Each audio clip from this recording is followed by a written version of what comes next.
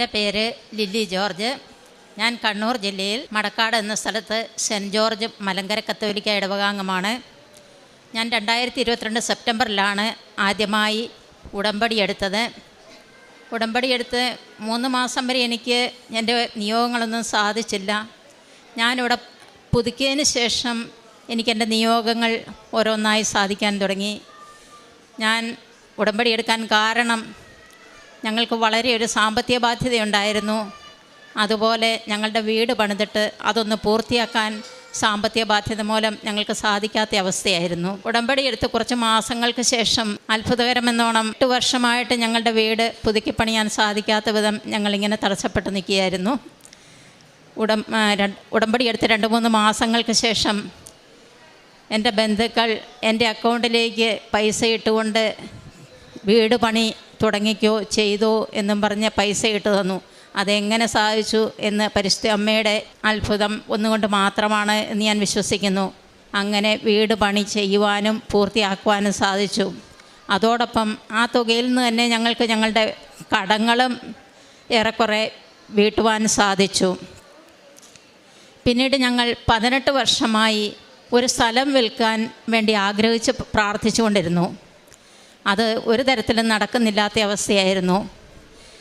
ഞാൻ 3ാമത് പുതുക്കലിന് ശേഷം ഇവിടെ വന്ന് ജോസഫച്ചനെ കണ്ട് ഞങ്ങളുടെ സ്ഥലത്തിൻ്റെ ആധാരത്തിൻ്റെ കോപ്പി ജോസഫച്ചൻ മാതാവിൻ്റെ രൂപത്തിൽ മുട്ടിച്ച് പ്രാർത്ഥിക്കുകയും വെഞ്ചരിച്ച ഒരു കാശ് രൂപം വിൽക്കേണ്ട സ്ഥലത്ത് കുഴിച്ചിടാൻ പറഞ്ഞ് അച്ഛൻ ആവശ്യപ്പെടുകയും ചെയ്തു.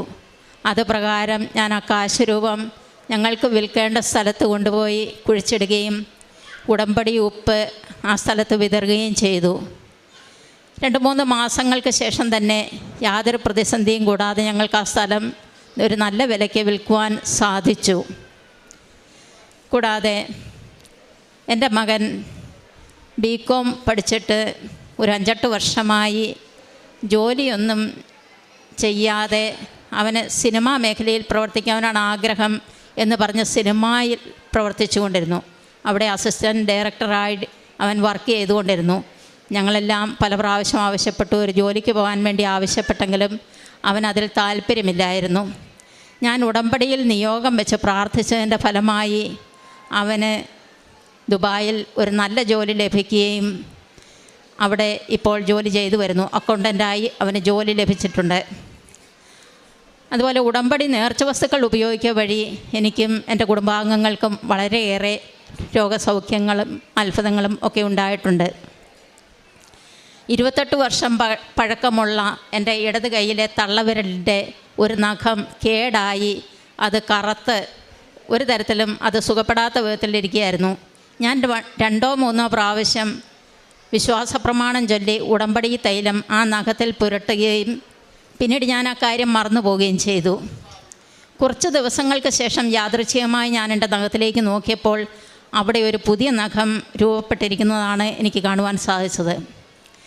അതുപോലെ ഞാൻ എനിക്ക് 52 കിലോ തൂക്കമുണ്ടായിരുന്നു. പിന്നീട് ഞാനങ്ങ് മെലിഞ്ഞ് എനിക്ക് വല്ലാത്ത ഒരു ശരീരത്തിന് ക്ഷീണിക്കുന്ന ഒരവസ്ഥയായി തീർന്നു. ഡോക്ടർമാരെ കണ്ട് ചോദിച്ചപ്പോൾ നിങ്ങൾ ഭക്ഷണം കഴിച്ചാൽ മതി, കുഴപ്പമൊന്നുമില്ല എന്നൊക്കെ പറഞ്ഞ് അവർ മരുന്നൊന്നും തരാതെ വിടുകയായിരുന്നു. ഞാൻ കഴിക്കുന്നൊക്കെ ഉണ്ടായിരുന്നു, പക്ഷേ എൻ്റെ ശരീരം ഒരു തരത്തിലും നന്നാകുന്നില്ലായിരുന്നു. ഞാനങ്ങ് മെലിഞ്ഞ് വല്ലാതായിത്തീരുമായിരുന്നു. ഒരു 40 കിലോ ആയി.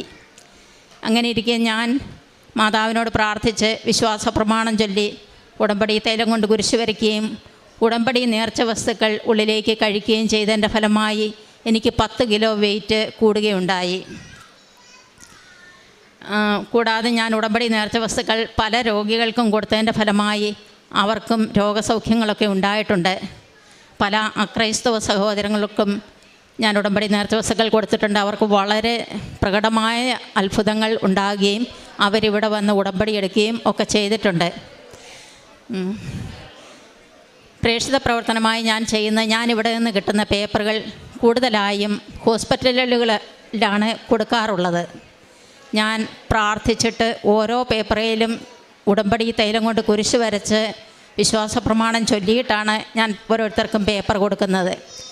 കഴിയുന്നത്ര ഞാൻ മാതാവിനെക്കുറിച്ച് അവരോട് പറയുകയും എനിക്ക് കിട്ടിയ അനുഭവങ്ങൾ അവരോട് വിവരിക്കുകയും ചെയ്തുകൊണ്ടാണ് ഞാൻ പേപ്പറുകൾ കൊടുക്കാറുള്ളത്. പിന്നെ കാരുണ്യപ്രവർത്തികളായി ഞാൻ ചെയ്യുന്ന ഞങ്ങളുടെ അടുത്ത് ഒരു വൃദ്ധസദനമുണ്ട്. ഞാൻ അവിടെ പോവുകയും അവർക്ക് ക്ലീനിങ്ങിലൊക്കെ സഹായിക്കുകയും എന്നാൽ ചെയ്യാൻ പറ്റുന്ന കാര്യങ്ങളൊക്കെ ചെയ്തു കൊടുക്കുകയൊക്കെ ചെയ്യുന്നുണ്ട്. പിന്നെ എന്നെക്കൊണ്ട് സാധിക്കുന്ന വിധത്തിൽ അവിടെ വേണ്ടുന്ന സാധനങ്ങളൊക്കെ പലപ്പോഴായിട്ട് ഞാൻ മേടിച്ചു കൊടുക്കാറുണ്ട്. പിന്നെ സാമ്പത്തികമായി പിന്നോട്ട് നിൽക്കുന്ന പല വ്യക്തികൾക്കും എന്നാൽ കഴിയുന്ന വിധം ഞാൻ എന്തെങ്കിലും ഒരു സാമ്പത്തിക സഹായം ചെയ്ത് അവരെ സഹായിക്കാറുണ്ട്. ഇത്രയേറെ അനുഗ്രഹങ്ങൾ ചെയ്ത എൻ്റെ ആത്മീയ ജീവിതം ഇതോടെ വളരെയധികം മെച്ചപ്പെട്ടു. എനിക്ക് പെട്ടെന്ന് മുൻകോപമുണ്ടാകുന്ന സ്വഭാവമുണ്ടായിരുന്നു.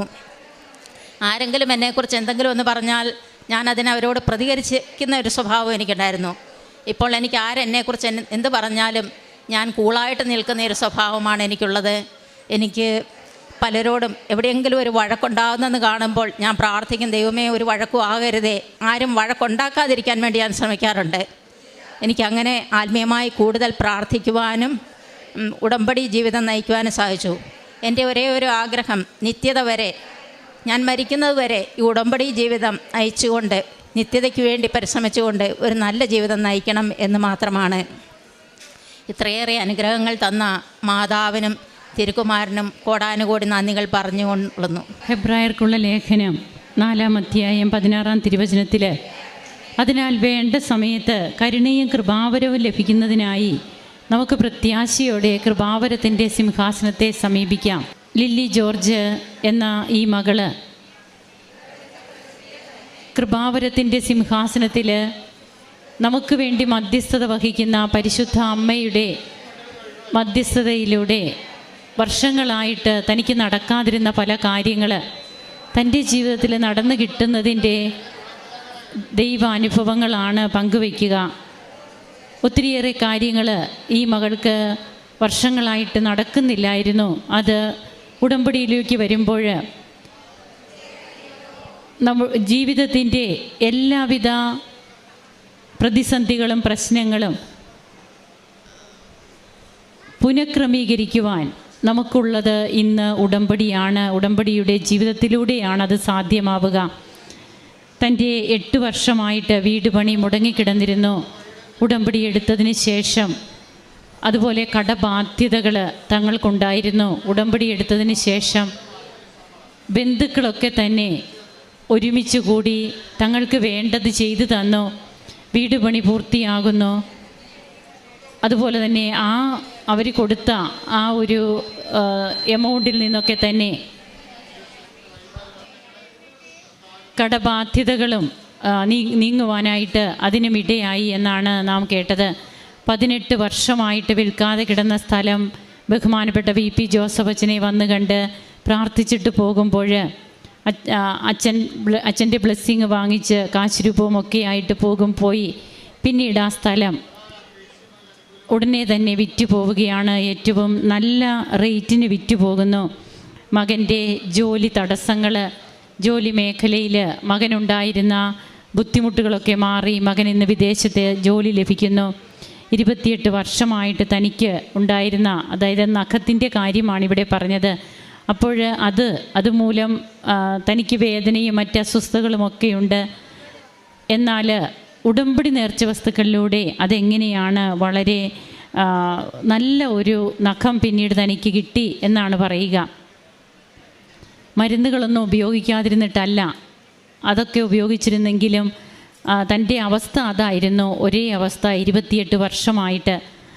അതുപോലെ തൻ്റെ തൂക്കം കുറയുന്നു യാതൊരു കാരണവുമില്ലാതെ. എന്നാൽ ഉടമ്പടി ഉപ്പ് അതുപോലെ തൈലം ഇതൊക്കെ ഉപയോഗിക്കുമ്പോൾ തനിക്ക് 10 കിലോ വെയിറ്റ് കൂടി എന്നാണ് ഈ മകൾ പറയുക. ഡോക്ടർമാരെയൊക്കെ കാണുമ്പോൾ നന്നായിട്ട് ഭക്ഷണം കഴിക്കാൻ പറഞ്ഞിരുന്നു.